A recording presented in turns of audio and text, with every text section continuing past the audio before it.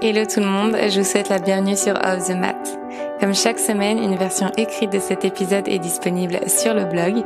Si vous découvrez aujourd'hui mon podcast, je suis Marine, professeure de yoga, et je partage ici mes expériences de vie pour qu'ensemble, nous avancions vers l'équilibre et l'épanouissement personnel. Je vous souhaite une très belle écoute. Je me retrouve aujourd'hui avec Amélie. Amélie, qui est professeure de yoga, mais qui va nous en dire un petit peu plus sur elle. Alors Amélie, est-ce que tu peux te présenter? Est-ce que tu peux nous dire ce que tu fais dans la vie? Bonjour, eh bien je suis Amélie, donc je suis professeure de yoga donc en deuxième intention puisque mon métier principal est d'être ostéopathe. Voilà, je suis également formatrice pour Opia Institut que j'ai cofondé, dans lequel j'enseigne des formations post-graduées, des séminaires donc après les diplômes pour des ostéos en reliant dans ces séminaires à la fois l'ostéopathie, la nutrition santé et le yoga autour du thème de la périnatalité. Donc fertilité, grossesse, postpartum et accouchement avant le postpartum, bien entendu. Voilà. Et donc, il me reste un peu de temps pour être professeur de yoga depuis maintenant 2017. Voilà. Ok, donc on va rentrer directement dans le vif du sujet parce que c'était aussi pour ça que je t'avais contacté pour qu'on puisse aborder un petit peu ce sujet. J'ai eu beaucoup de femmes, de filles qui me contactent et qui me posent souvent des questions justement sur tout ce qui est yoga de la femme, yoga de la fertilité, yoga pré-post-natal. Et j'ai pas du tout les réponses à ça parce que moi je suis pas du tout habilitée dans ces domaines-là, et je trouvais que c'était très intéressant de pouvoir justement échanger avec toi. Donc commençons déjà dans les grandes lignes. Est-ce que tu peux nous expliquer un petit peu ce que c'est peut-être déjà le yoga de la femme? Est-ce qu'il y a quelque chose derrière le terme yoga de la femme, ou c'est déjà un terme complètement inventé? Alors, est-ce que c'est un terme complètement inventé? Je ne pense pas. On en parle. Selon mes recherches et mes sources à moi, la première fois que j'en ai entendu parler, c'est dans le livre de Gita Iyengar, Le joyau de la femme, où elle décrit. Donc ça date. Alors, j'ai pas la date exacte, hein, mais voilà, c'est pas tout récent. Où elle parle déjà de yoga au féminin entre guillemets. Je pense que ensuite le yoga de la femme, s'est imposé comme un terme, une méthode tout naturellement. Voilà. Euh, dans le yoga au féminin, moi je préfère dire ou de dire de toutes les étapes de la femme. C'est alors en quoi ce serait différent d'un yoga des hommes en comparaison? Je trouve ça très étrange quand même comme concept à se dire qu'on le compare. Mais moi,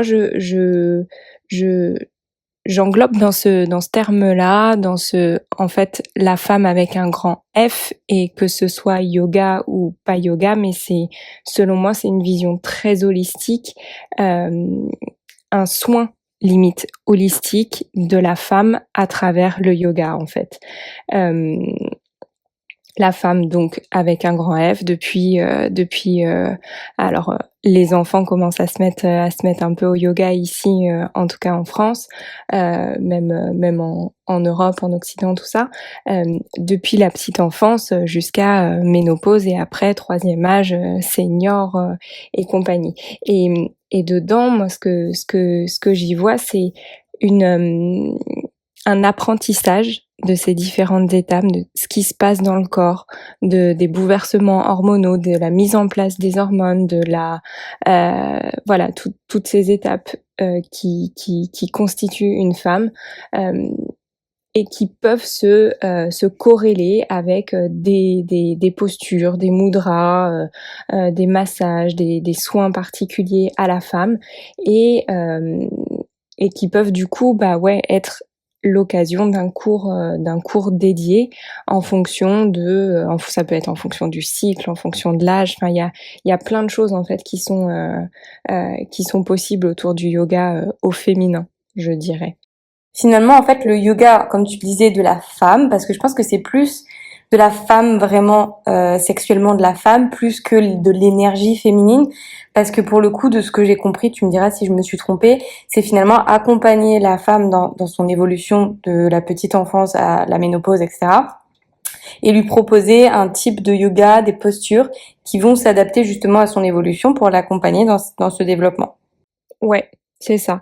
Parce que ça veut pas dire qu'une femme ne peut pas être l'élève d'un professeur homme et un élève homme n'aurait pas le droit d'être l'élève d'une professeure femme. C'est pas ça en effet que ça regroupe. C'est pas parce qu'on est une femme qu'il faut faire que du yoga de la femme avec des femmes et faire des backbends et des trucs très ronds et très doux. Bon, voilà, tu en es l'exemple.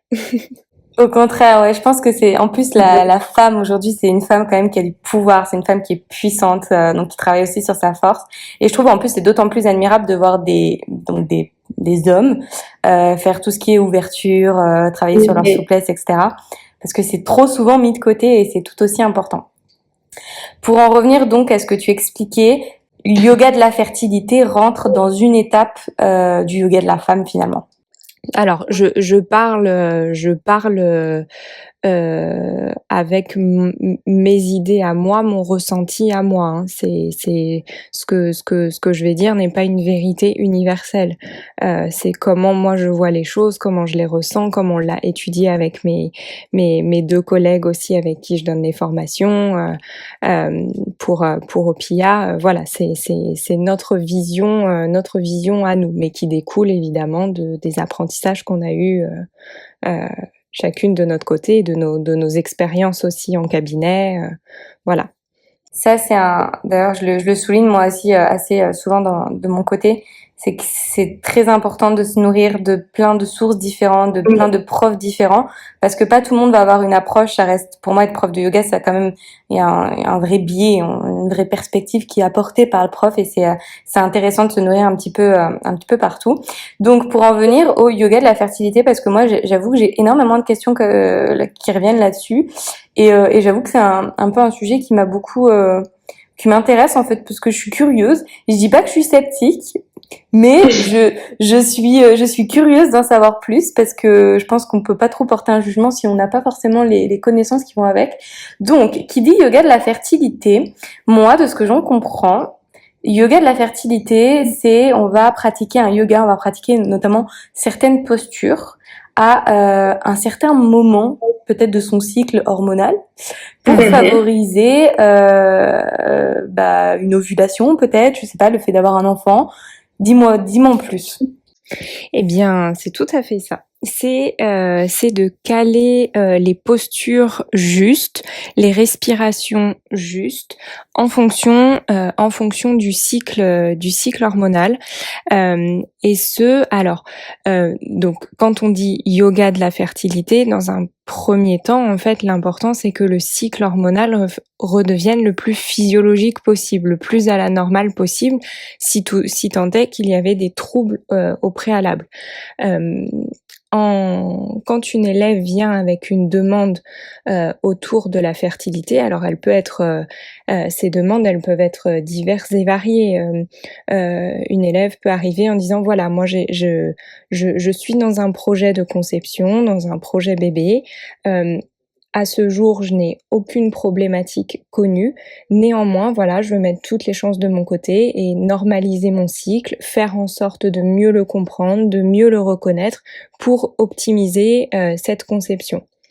Tout comme une élève peut venir, en fait, c'est vraiment du cas par cas la femme. En fait, c'est ça qui est merveilleux. Je trouve que c'est en ça que ça devient très c'est pour ça que j'employais le terme holistique. Ça devient vraiment limite un soin très individualisé, pour moi, un cours, que ce soit en fertilité, en prénat, en postnat.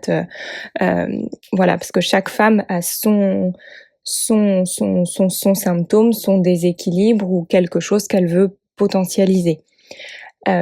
Donc, autre exemple, une femme peut venir en disant voilà, je suis dans un parcours de procréation médicalement assistée, de PMA, j'en suis à je ne sais pas moi, J12, j'ai fait des injections hormonales pour favoriser mon ovulation à J14. Je vais avoir une ponction donc dans 2 jours, dans 3 jours, en fonction de l'obstétricien, du gynéco qui va trouver le moment optimal. Voilà, donc là, dans 2-3 jours, je vais avoir des ovules ponctionnés. Est-ce que à travers un cours, voilà, il y a des postures qui peuvent m'aider, soit à gérer le stress de cette intervention, à faire en sorte que mon ventre soit peut-être mon petit bassin plus souple, plus libre, mieux irrigué au niveau vasculaire, que la récupération derrière soit meilleure, que le corps, le foie puisse détoxifier correctement toute la prise hormonale synthétique, chimique qui a été prise en amont. Voilà, ça c'est un autre exemple il y a beaucoup de paramètres à prendre en compte en fait avec les élèves. Même euh, l'idéal c'est de si c'est des cours collectifs en tout cas c'est de pouvoir les diviser par thème ou par jour du cycle en fait, par moment du cycle. Ça c'est le top. Sinon c'est le top du top, c'est les cours en individuel dans ces moments-là quoi. S'il y a une demande très très précise, très particulière en tout cas. Ouais, j'allais dire parce que au final, moi, c'est vrai de ce que j'en ai vu du yoga de la fertilité, c'était toujours des cours collectifs et c'était aussi en ça que j'étais un chouïa sceptique parce que je me dis, je sais qu'on peut être entre femmes, on est souvent, tu vois, quand il y a la pleine lune ou des choses comme ça, souvent on est assez toutes connectées sur nos cycles, mais en même temps, on n'est jamais toutes vraiment complètement alignées exactement. Donc je me dis, dans un cours collectif, comment tu peux finalement proposer des postures, une séquence de postures qui va être adaptée à toutes les femmes qui sont dans la pièce. Eh bien justement voilà, donc c'est en ça que dans l'idéal, dans les cours pour la fertilité, c'est parfois enseigné soit selon une division en 4 phases du cycle, soit en 2 phases. En gros, régulièrement, on voit première phase du cycle, on va dire de J1, donc les règles, jusqu'à l'ovulation, donc ça de J1 à J14, une certaine séquence de postures peut être enseignée, puis après de J14, deuxième partie, à J28 théorique, selon voilà la durée du cycle des femmes. Et voilà, donc ça fait 2 parties, on va dire la première phase qui est plutôt une phase dynamique jusqu'à l'ovulation, et une phase plutôt tranquille aux prochaines règles en fait en post-ovulatoire. Ça c'est déjà une première division au niveau des cours qui peut être fait. Et ensuite là-dedans, il est possible de faire. Donc là, ça devient du yoga thérapeutique en fait, de faire des séquences adaptées en début de cours en fait. Enfin, moi quand j'enseigne, je garde très peu d'élèves en fait. 4, c'est l'idéal en fait. Et je parle pour moi. Même l'idéal de l'idéal, c'est quand je suis en cabinet avec mes patientes parce qu'elles sont toutes seules et je peux répondre à leurs problématiques en particulier.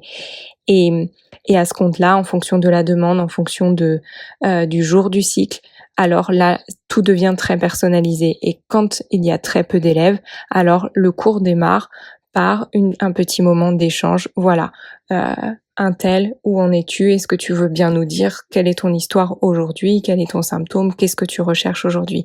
Et tout ça avec chaque élève. Et en général, c'est très rare que les femmes ne partagent pas ce moment entre elles, parce qu'il y a cet élan de sororité, d'entraide qui crée aussi une émulsion, un cocon dans le cours, quelque chose de très bienveillant en fait. Le fait d'être en plus, enfin, comme tu disais, il y a peut-être beaucoup de femmes qui viennent te voir pour des vrais déséquilibres ou des vraies problématiques, des difficultés peut-être à avoir un enfant. Et en effet, peut-être le fait de se retrouver en groupe aide aussi d'un point de vue peut-être psychologique. Ouais, tout c'est alors et souvent les femmes elles restent entre elles, parfois elles deviennent copines ou alors, elles se sont déjà croisées, à la maternité, au centre de PMA, s'il y a des difficultés ou quoi ou, voilà ou alors elles échangent sur les parcours des unes des autres ou s'il y en a une qui est là, qui a aucun souci, bah, justement elle est on on voit souvent qu'elle peut être là le petit moteur, le petit porteur d'espoir ou celle qui a déjà eu une grossesse par ce biais-là ou voilà, enfin il y a plein d'échanges qui se mettent en place et ça c'est trop joli à voir.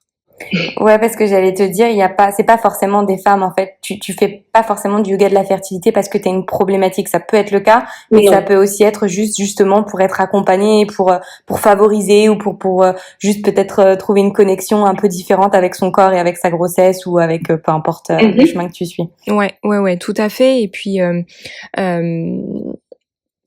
en fait, le mot limite yoga de la fertilité, c'est même inapproprié. C'est pour ça que yoga de la femme, je trouve que c'est limite mieux parce que j'ai foulé les parquets de quelques cours de fertilité avant d'en donner, de prénat aussi, même avant d'en donner, postnat, tout ça. Et hormis quand tu es en pré postnat où là l'état est très clair, en fait en fertilité j'ai vu des jeunes filles en cours, j'ai vu des femmes un peu plus âgées qui n'avaient à mon sens visuellement plus l'âge d'avoir des enfants mais qui venaient là pour dans l'idée de normaliser leur cycle en fait et peu importe si le cours était écrit fertilité. C'est pour ça que en soi finalement yoga pour la femme ou yoga au féminin, c'est me semble être plus juste. Ou alors être peut-être une globalité et yoga au féminin, puis en dessous on peut découper en ouais ok spécial fertilité, je sais pas moi spécial puberté, spécial ménopause, spécial grossesse, postpartum, prépartum, voilà. Et tu parlais justement de femmes ménopausées qui venaient te voir. Du coup, le yoga peut aider à... De quelle manière il peut aider pendant la ménopause? Durant la ménopause, en fait, ce qui se passe au niveau hormonal, c'est qu'il y a une inactivité, enfin pas une inactivité, non, c'est un peu dur, c'est pas exactement ce qui se passe, mais il y a une chute des taux hormonaux qui sont variables dans la vie d'une femme fertile et qui restent à un niveau bien plus bas au moment de la ménopause, puisqu'en effet, il n'y a plus besoin de jeu hormonal, de danse hormonale pour amener à l'ovulation et maintenir une grossesse par la suite. Il s'ensuit alors avec cette baisse hormonale se voit arriver les troubles de douleurs articulaires, de raideurs articulaires, on parle aussi de sécheresse vaginale, de bouffées de chaleur et compagnie. Et là-dedans, en fait, pour aider le corps à être toujours en fait ce qu'on cherche c'est toujours cet état d'équilibre, cet état d'homéostasie, cet état de cet état physiologique au maximum.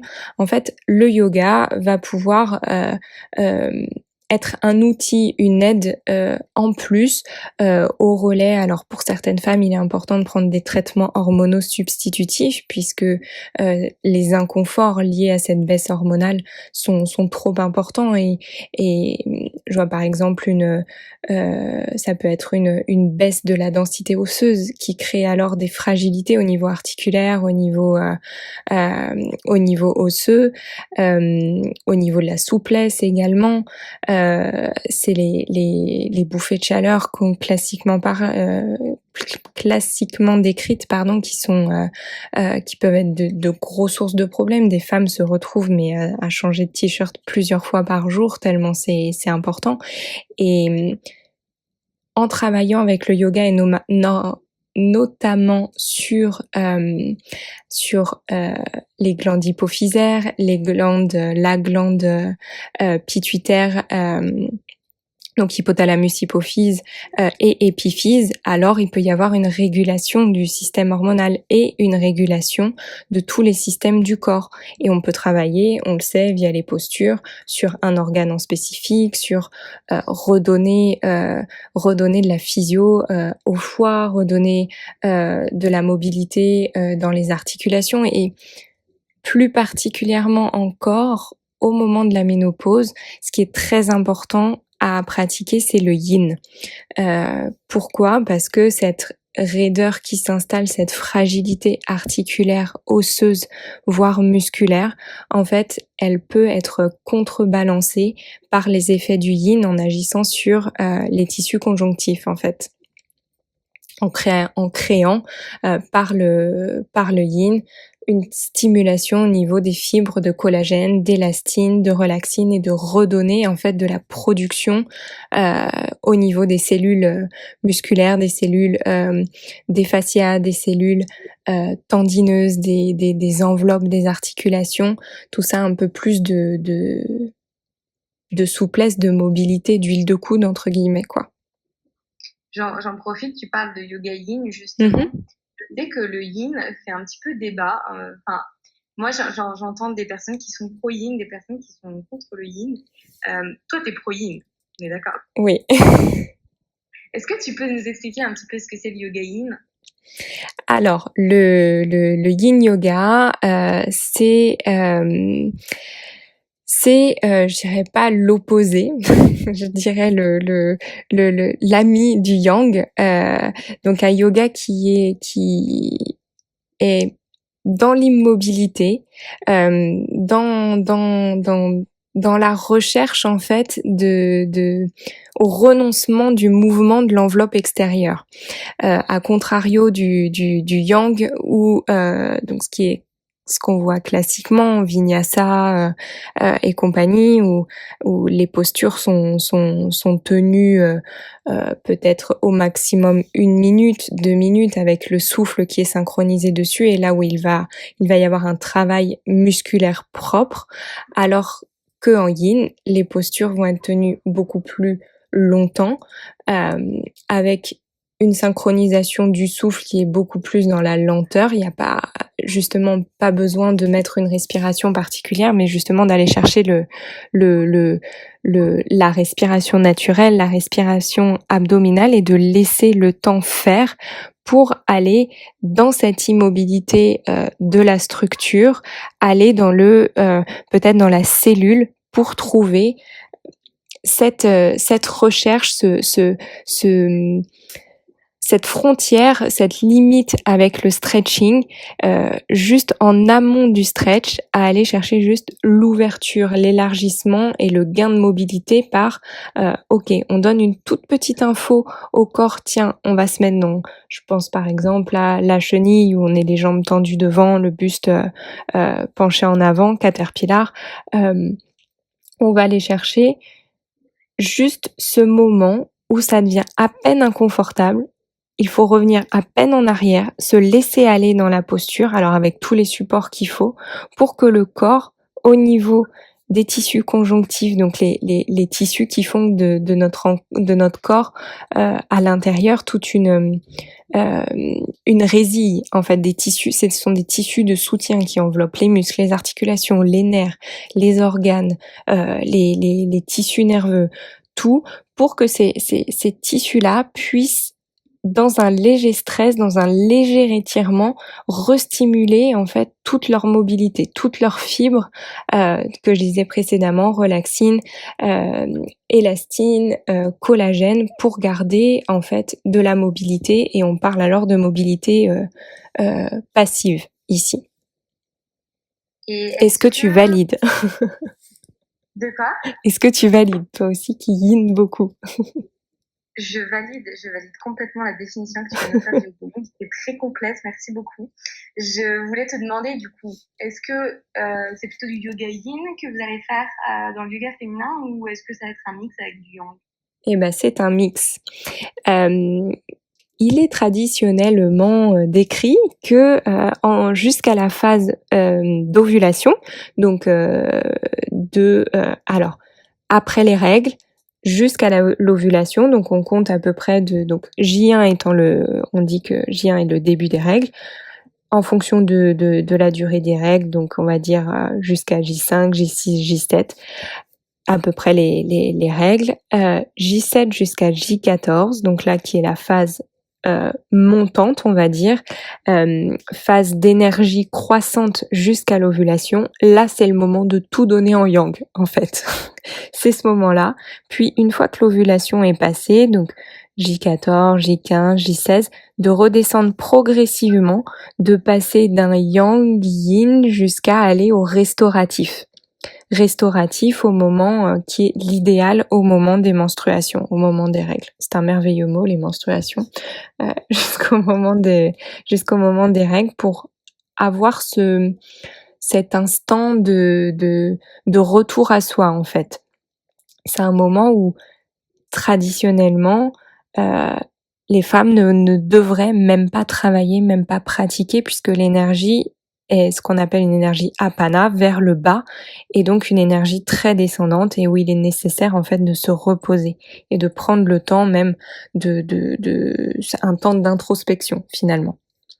Donc si, ouais, je t'écoute. Vas-y, non, vas-y, parce que j'allais rebondir sur une autre question, donc termine ce que tu voulais dire, comme ça après je rebondirai dessus. Ouais, si on veut être vraiment en accord complet avec son cycle, c'est donc J1, J5, J7 les règles restauratives, quelque chose de très calme, de très coucounant, des milliers de coussins autour, zéro effort musculaire.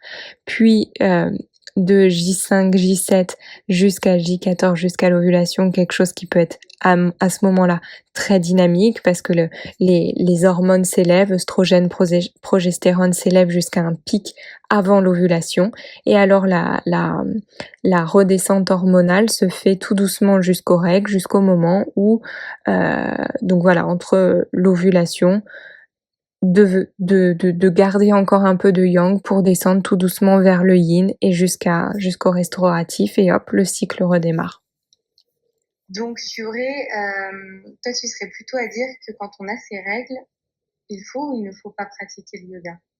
Alors, je pense que c'est très personnel, en fait, parce qu'il y a des femmes qui, pendant leurs règles, elles le sentent qu'elles peuvent aller pratiquer, qu'elles peuvent, alors on parle là de yoga, mais qu'elles peuvent aller faire un yoga très très intense, un power vinyasa ou quelque chose comme ça qui au contraire va aider la circulation sanguine, les contractions utérines et qui vont faire du bien à soulager les spasmes, alors qu'il y en a d'autres, c'est impossible en fait.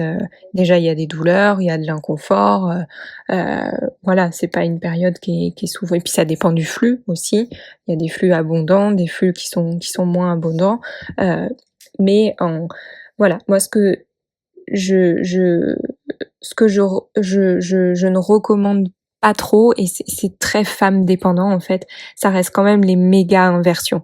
Parce que au moment des règles et surtout au moment où le flux est le plus fort, c'est le moment où le corps est le plus faible, et en fait l'engagement musculaire est compliqué. L'énergie elle est pas là, et en fait on peut aller jusqu'à la blessure. Et cette idée d'aller contre, à l'inverse de cette énergie descendante, serait contre nature. Voilà. Plus alors, il y a pas d'étude non plus qui a été faite, mais de se mettre en inversion, la tête en bas au moment des règles, pourrait favoriser l'endométriose, donc le flux sanguin qui s'échappe entre l'espace qu'il y a entre l'ovaire et la trompe et qui va migrer hors de la cavité utérine. Voilà, donc ça pourrait, on est encore dans du conditionnel là-dedans. Mais pour tout ça, je pense que c'est très femme dépendant. Et moi, je l'observe, hein, il y a des cycles où j'ai très envie de pratiquer de manière dynamique, et d'autres où et encore ça va même dépendre du jour où j'ai pas du tout envie, ou alors je vais avoir envie juste d'ouverture de cœur et c'est tout. Ok, donc finalement, ouais, c'est plus parce que tu sais, moi, c'est vraiment le genre de question que je reçois souvent. Est-ce que tu pratiques pendant tes règles? Est-ce que tu penses qu'il faut pratiquer? Parce que tu sais, il y a aussi ce truc un peu où tu culpabilises quand tu fais pas d'activité, quand tu bouges pas ton corps, etc., etc. Oui. Et du coup, il y a beaucoup de filles, de femmes qui sont un petit peu perdues, qui se disent est-ce que c'est parce que je suis paresseuse et que du coup je devrais faire quelque chose et potentiellement après je me sentirais mieux, ou est-ce que finalement c'est mieux de s'écouter, d'y aller doucement et de faire un petit peu ce que ton corps te demande à l'instant présent. C'est toujours mieux de s'écouter. C'est toujours mieux de s'écouter, et c'est en ça que yoga au féminin prend son sens en fait. C'est avant tout de s'écouter, c'est avant tout de s'observer, c'est pour savoir où on en est, où on veut aller, et ne pas se forcer, surtout pas en fait. Surtout pas. Et zéro culpabilité en fait, hein. Dans les cours que tu donnes, tu enseignes également aux femmes justement à se reconnecter aux sensations dans leur corps, à se reconnecter un petit peu plus à leur intuition. Oh oui, oui, oui, oui. Ouais, carrément, parce que c'est c'est entre guillemets un pouvoir merveilleux qu'on a les femmes, ça, l'intuition. C'est c'est c'est c'est indispensable de l'entretenir, voire de l'éveiller encore plus, s'il était un peu enfoui ou quoi que ce soit. Ouais, ouais, non, c'est trop important. Enfin, évidemment, je vais prêcher pour les femmes en tant que femme. Mais ouais, ouais, ouais, bien sûr, faut s'écouter. Et ouais, c'est toujours dans les moments, en fait, je remarque toujours dans les moments d'écoute, d'observation de soi, de son ressenti, que les meilleures décisions sont prises. C'est pas dans le mental, en fait, c'est dans le cœur et c'est dans la clairvoyance. Et j'avais aussi envie de te parler un petit peu d'ostéopathie parce que tu m'as dit que tu étais également ostéopathe. C'est quelque chose, j'imagine, que tu intègres dans ta manière d'enseigner le yoga. Ouais, complètement. Oui, parce que je crois que ce qui m'anime beaucoup, en fait, c'est bon, déjà, si je suis devenue ostéo, c'est parce que ma première passion, ça a été l'anatomie et le fonctionnement du corps et du mental aussi. Et, et oui, ça m'anime tellement que enfin, je peux pas ne pas dire en fait, bah voilà, vous êtes en train de faire telle posture, parce que ça engage, tel organe, telle cascade, alors évidemment, je suis pas en train de pendant mes cours, je ne décris pas un précis d'anatomie, mais mais oui, ouais, ouais, ça influence énormément mes cours, et puis sur l'alignement, sur la physio du corps, voilà, l'idée c'est que, je puisse donner une information au moins une information sur le corps, heu, aux élèves pendant le cours quoi, au moins une. Bon, en vrai, c'est toujours plus, mais parce que c'est mon vocabulaire de tous les jours, en fait. Tu peux juste expliquer juste rapidement ce que c'est l'ostéopathie parce qu'il y a peut-être des personnes qui ont déjà entendu parler d'ostéopathie, du terme, etc., sans trop forcément savoir, donc j'en profite. Moi-même, j'ai pas une définition hyper accurate de l'ostéopathie, donc je veux bien que tu nous expliques un petit peu.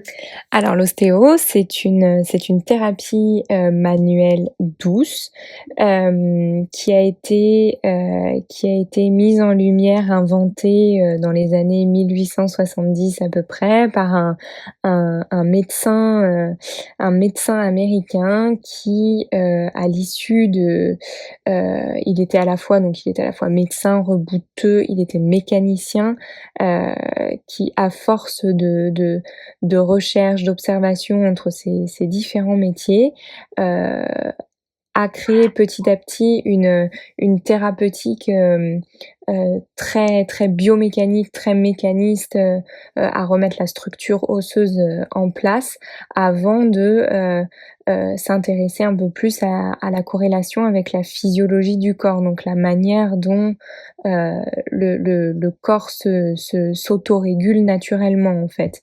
La fonction de chaque organe, la fonction de chaque nerf, la fonction de... Voilà, il a étudié ça, et particulièrement en à la suite du décès de plusieurs de ses enfants qui ont été atteints de méningite virale, et il a mis en relation en fait dans ses observations que avoir une action sur la structure du corps pouvait avoir une action sur la fonction du corps.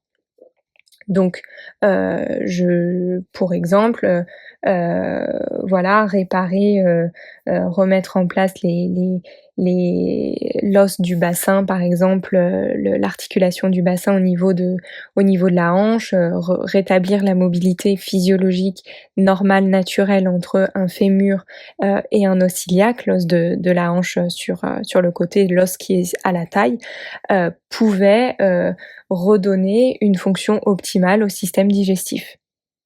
Voilà, en libérant la structure osseuse, toutes les accroches qui sont sur la structure osseuse vont être libérées et vont donner à l'organe son potentiel maximum dans sa fonction.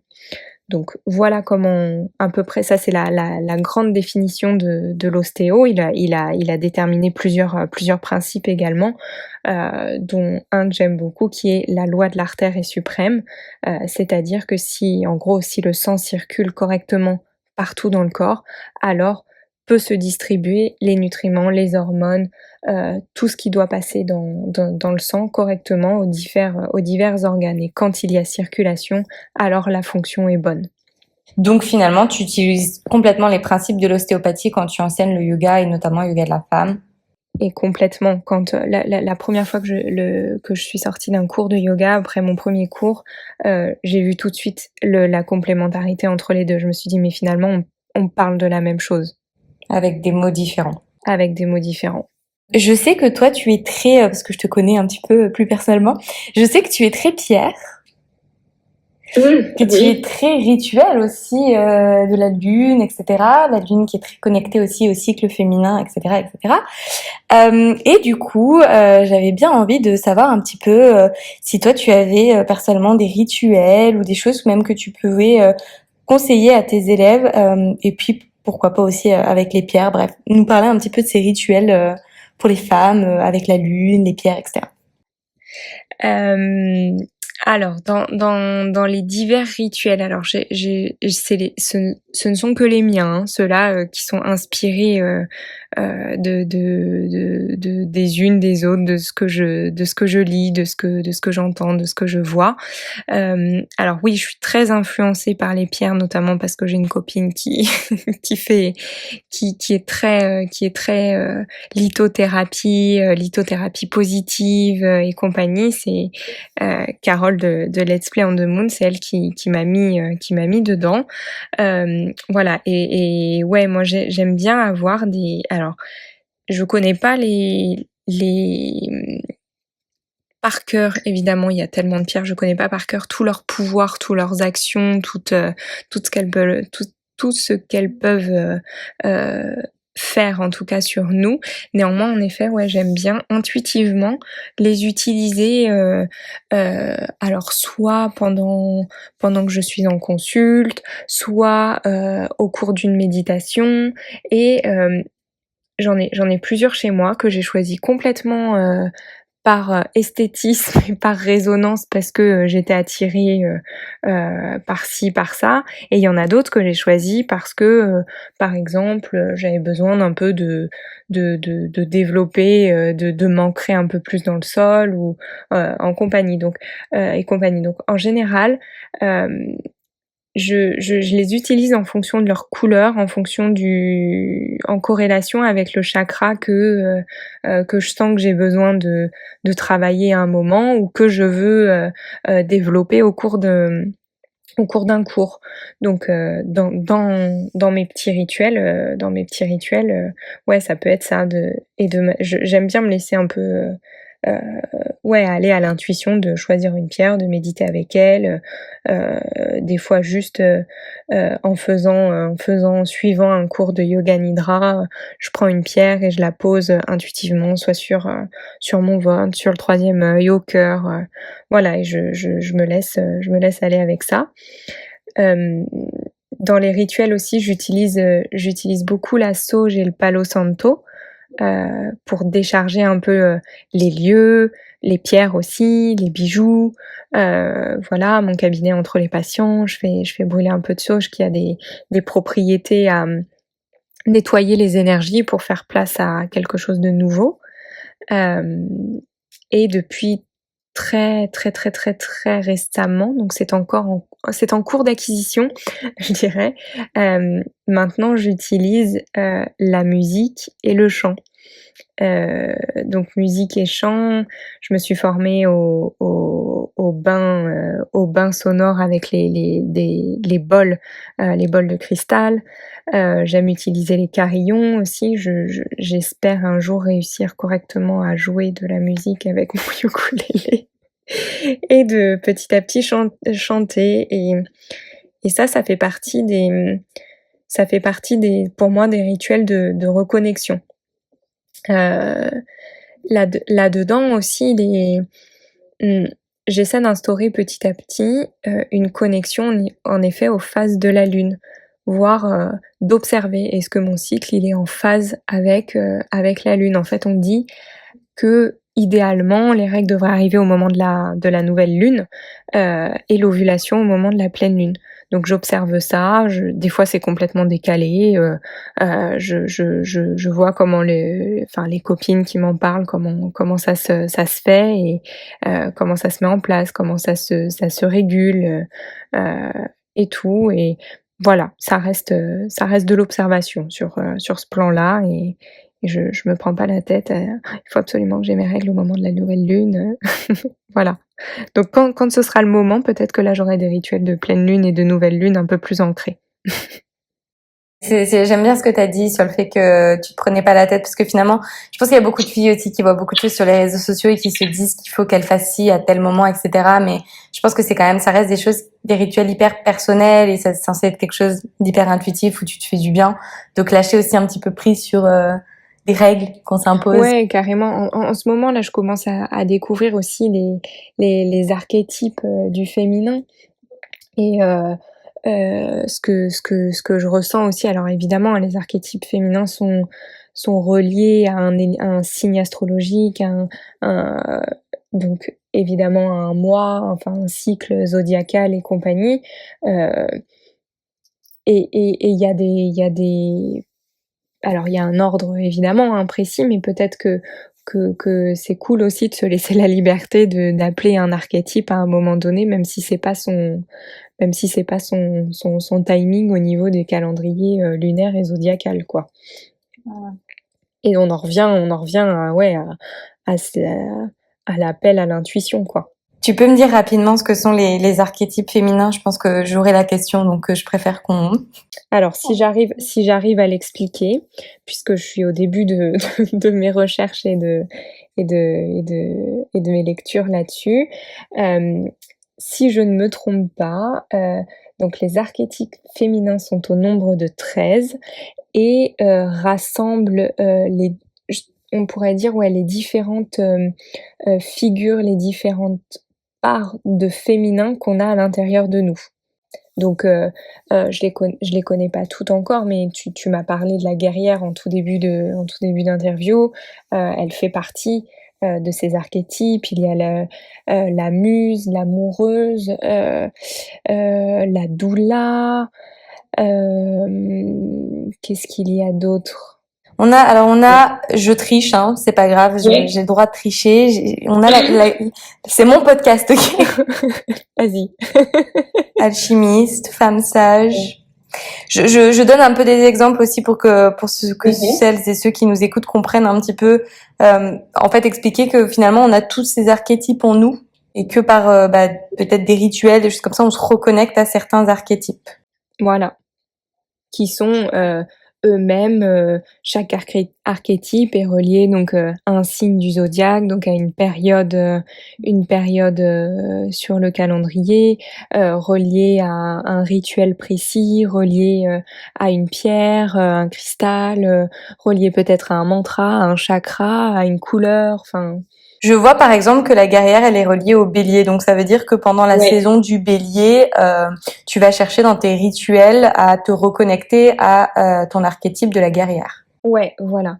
Se reconnecter, puis je dirais même potentialiser, honorer cette guerrière pile à ce moment-là, quoi. C'est hyper intéressant. Je ne connaissais pas. En fait, j'avais conscience des différentes facettes, mais je n'avais pas du tout conscience du concept qui pouvait exister derrière le terme d'archétype, et je trouve ça hyper intéressant. Plus j'avance dans toutes ces recherches, alors moi en ayant débuté ma carrière professionnelle par l'ostéo, c'est quelque chose de très finalement, enfin pas de très, mais d'assez scientifique où là on part vraiment de la biologie pour comprendre le fonctionnement du corps. Et en fait, plus j'avance en travaillant autour de la femme avec un grand F, autant en cabinet, autant en cours et compagnie ou dans mes formations, plus voilà, je vais vers des éléments un peu de plus en plus subtils en fait. Et en même temps avec, enfin il y a tellement d'outils que même si, enfin tout est complémentaire, mais on n'est pas obligé de tous les prendre. Et enfin voilà, faut que tout ça résonne en fait. Alors si j'étais un homme, peut-être que je découvrirais tout autant sur le monde masculin, mais je trouve ça incroyable en fait. Il y a vraiment une puissance du féminin, vraiment. Écoute, on terminera sur cette très belle parole. Il y a une vraie puissance du féminin. Ça va être le titre du podcast. Tiens, tu as donné le titre au podcast. Alors, on va juste terminer. Si des femmes qui m'écoutent aujourd'hui ont envie de te connaître, ont peut-être envie de te rencontrer, de suivre un cours avec toi ou peut-être un coaching one-to-one, où est-ce qu'elles te trouvent? Eh bien, mon cabinet d'ostéo est dans les Yvelines, dans le 78, à Naufle-le-Château, à côté de Plaisir. Voilà, donc ça c'est où me trouver en ostéo. En cours de yoga, en ce moment, je donne chez Healthy Warrior, au studio Healthy Warrior à Boulogne. J'y suis le lundi soir et vendredi matin en présentiel, ce nouveau mot, et en distanciel le mercredi via Zoom. J'ai gardé un cours en ligne, voilà. En tout cas sur mon Instagram, j'ai mis un lien Linktree où il y a tout, autant mon lien vers mon Doctolib que vers les cours, je crois bien. Ce que je vais faire, c'est que je mettrai de toute façon en description ton compte Instagram avec tous les liens comme ça. Si quiconque souhaite te contacter le pourra. De toute façon, vous pouvez toujours contacter Amélie par Instagram, message privé, et elle vous répondra, n'est-il pas? N'est-il pas? En effet. Est-ce que pour terminer, tu as envie d'ajouter quelque chose ou est-ce que tout a été dit? Eh bien, je pense que tout a été dit et sur le pouvoir, la puissance du féminin et ce qui me semble peut-être important de souligner encore, et qu'on a, je pense que c'est le mot qu'on a peut-être le plus dit, hormis féminin, c'est l'intuition. Voilà, en tant que femme, restons connectés à notre intuition au maximum. Je parle pour toutes et je parle pour moi aussi, hein, évidemment. Parfait. Bon, bah merci beaucoup pour ces très belles paroles et voilà. Ben, merci beaucoup, Marine. J'espère que ces mots résonneront en vous et qu'ils vous inspireront dans votre chemin de vie. Si cet épisode vous a plu, n'hésitez pas à écouter le reste de la playlist et à rejoindre dès aujourd'hui Luna, une communauté bienveillante que j'ai à cœur de guider chaque semaine vers le bien-être et la pensée positive au travers de mots doux inspirants. Encore merci pour votre écoute et je vous dis à très vite.